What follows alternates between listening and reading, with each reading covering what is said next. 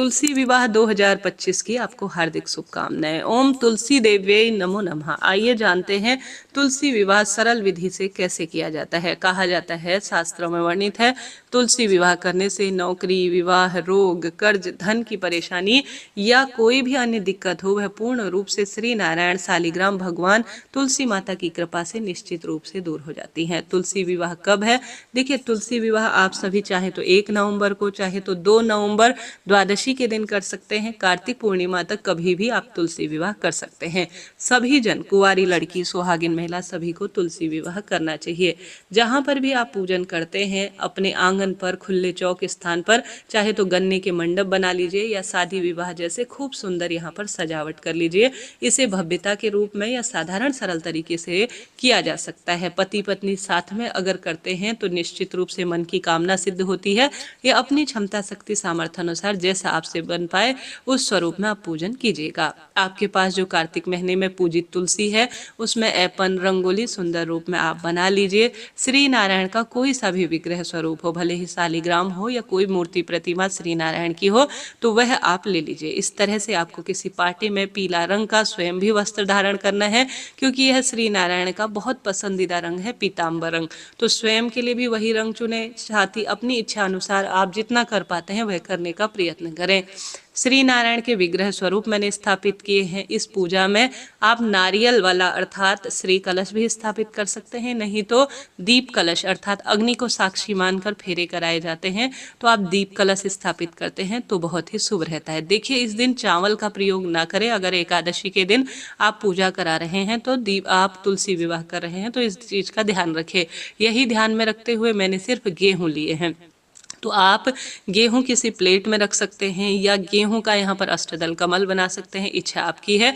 सरलतम तरीके से मैं बता रही हूँ। तो मैंने गेहूं लिए हैं, एक कलश लिया है, कलश के मुख पर मौली बांध ली है, कलश के अंदर 1 चुटकी पिसी हुई हल्दी मैंने डाल दी है, कमल गट्टा डाला है और पुष्प और अक्षत, अक्षत नहीं दुर्वा आपने देखा भी होगा, और गेहूं, यह 5 चीजें डालकर मैंने एक कलश स्थापित कर लिया है। गंगा जल मिश्रित जल भर लिया है और कलश के ऊपर मैंने पंच पल्लव स्थापित कर दिए हैं, जिन पर मैंने रोली चंदन लगा दिया है और साथ ही ऊपर गेहूं से भरा हुआ पूर्ण पात्र रख दिया है।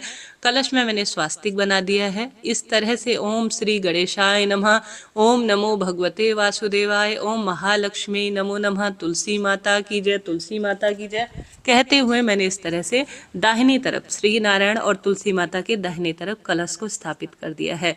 दीप देवता हमारी पूजा पाठ, हमारे सभी वैवाहिक कार्यों के साक्षी होते हैं, तो अग्नि देवता अर्थात दीप देवता को मैंने सबसे पहले प्रज्वलित कर दिया है। अब गणपति गजानन का ध्यान जो है, आराधना बिना तो कोई कार्य भी अधूरा है। तो छोटे से गणपति को गेहूं में विराजमान कर लीजिए या आप सुपारी के गणपति भी बना सकते हैं। वस्त्र रूपी कलावा स्नान के सबसे पहले बाजार से लाई हुई चीजों को छींटे दीजिए। स्नान का भाव करते हुए गणेश जी और सभी देवी देवताओं में स्नान ध्यान करें।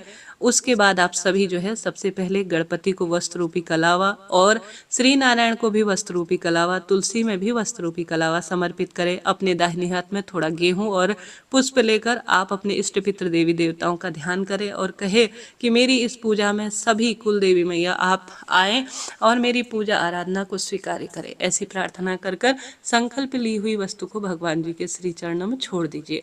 उसके बाद जो गणेश जी है, उनका पूजन सबसे पहले होता है, तो उन पर आप रोली चंदन समर्पित करें और साथ के साथ जो श्री नारायण हैं उन पर भी चंदन और गेहूं समर्पित करें। साथ के साथ आप माता लक्ष्मी भी हैं तो उन पर भी सभी चीजें समर्पित करें। अब आज माता तुलसी को भी आप रोली चंदन सभी चीजें समर्पित कर कर वस्त्र रूपी कलावा समर्पित करें। दीप देवता में भी इसी तरह से सभी चीजें समर्पित करें। साथ के साथ आप भगवान के लिए यज्ञोपवीत यज्ञ और साथ ही जनेऊ लाए हैं तो वह भी आप समर्पित करें। तुलसी विवाह साल का सबसे बड़ा मुख्य कार्य माना जाता है।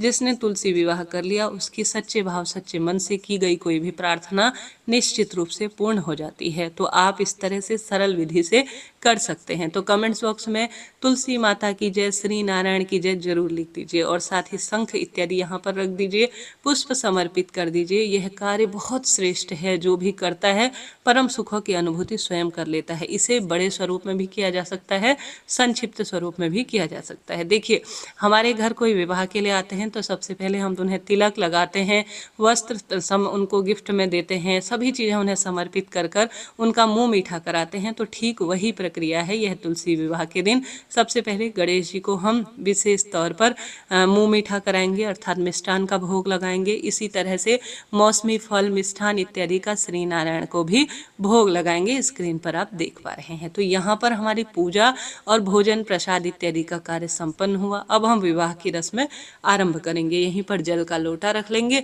और हमारा यह करीब करीब विवाह की अब रस्में शुरू होने वाली हैं और हम सभी का स्वागत कर चुके हैं, आराधना कर चुके हैं।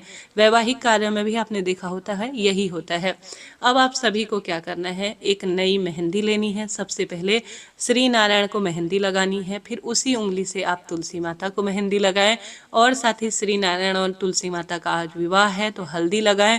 हल्दी श्री नारायण को सबसे पहले लगाएं, उसी हल्दी को, छुआई हुई हल्दी को माता तुलसी की पत्तियों में लगाएं। श्री नारायण से स्पर्श कराकर चूड़ी, आप जो है श्रृंगार सामग्री माता तुलसी को समर्पित करें और साथ ही इसी तरह बिंदी भी श्री नारायण को स्पर्श कराकर सभी श्रृंगार की सामग्री तुलसी विवाह की भावना से चुनरी इत्यादि माता तुलसी को नई लाकर आप समर्पित करें। ठीक है जी, इस तरह से तुलसी विवाह की यह प्रक्रिया शुरू हो चुकी है। अब हम सभी करेंगे गठबंधन।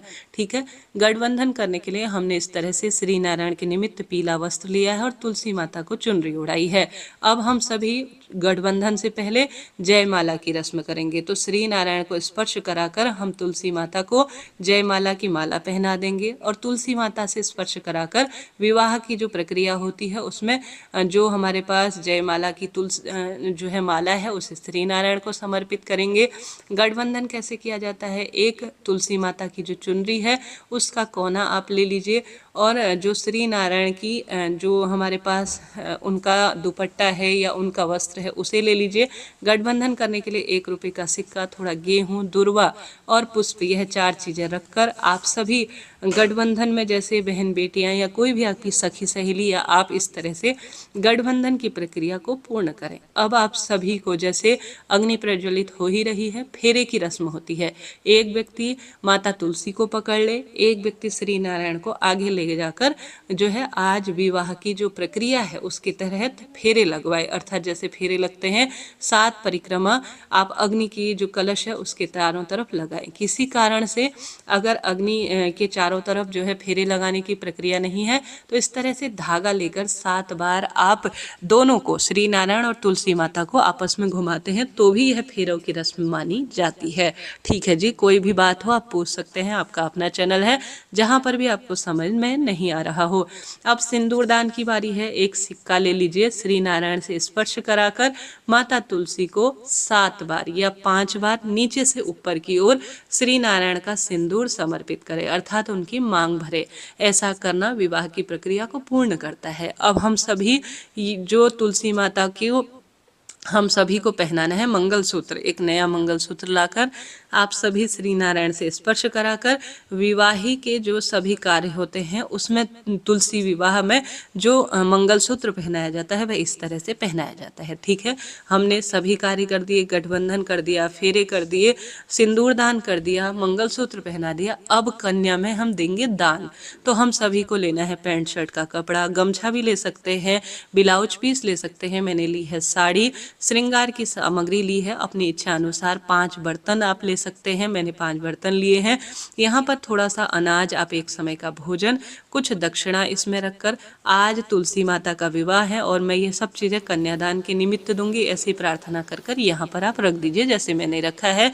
दाहिने हाथ में गेहूं और पुष्प लेकर तुलसी माता की, श्री नारायण के आज के दिन की देवउठनी एकादशी की कथा सुने और साथ के साथ आप सभी गणेश जी की कथा सुने। भूल चूक के लिए क्षमा प्रार्थी हो जाइएगा और जो आपने सामग्री ली है उसे भगवान जी के श्री चरणों में छोड़ दीजिए और साथ ही एक दूसरा दीपक, या चाहे तो कपूर का या सामान्य रूप से आप दीपक लगाकर माता तुलसी और श्री नारायण की अच्छी तरह से परिवार के साथ आरती कर लीजिएगा।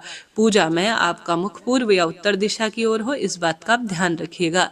अब हमारी पूजा हुई, भगवान को हमने आरती दिखा दी। अब हमें जल का लोटा 3 बार जो है अग्नि में घुमाकर जमीन पर छोड़ देना है। कई लोग इस तरह से करते हैं, कई लोग अपनी साड़ी का पल्लू लेकर इस तरह से भी 3 बार जमीन पर छोड़ते हैं। आप अपनी इच्छा शक्ति सामर्थ्य अनुसार कर सकते हैं। तो इस तरह से यह तुलसी विवाह की प्रक्रिया हमारी पूर्ण हुई। भूल चूक के लिए आप क्षमा प्रार्थी हो जाइएगा और कहिएगा कि हे श्री नारायण, हे तुलसी माता, आपका विवाह संपन्न हुआ। हमारी पूजा आराधना को संपन्न कर कर भाग्य की रेखाएं प्रबल करें। ऐसी प्रार्थना करते हुए सुंदर मंगल गीत गाएं और अनंत गुना अपनी जो है खाते में आप पुण्य प्रताप को जोड़ते जाएं। ऐसी मान्यता है, जिसने तुलसी विवाह कर लिया उसने कई जो है कन्यादान के समान फल प्राप्त कर लिया। तो इस तरह से जानकारी थी। वीडियो उपयोगी रहा हो तो कमेंट्स में आप सभी तुलसी मैया की जय, श्री नारायण की जय जरूर लिखिएगा। अभी के लिए इतना ही। अन्य वीडियो के साथ आपसे मिलती हूँ। बाद में यह पूजा चौकी आपको कब हटानी है, देखिए प्रसाद तो आधे घंटे के भीतर ही हटा लिया जाता है। पूजा चौकी रात भर इसी तरह रखी जाती है और दूसरे दिन हटाई जाती है। राधे राधे, जय श्री कृष्ण।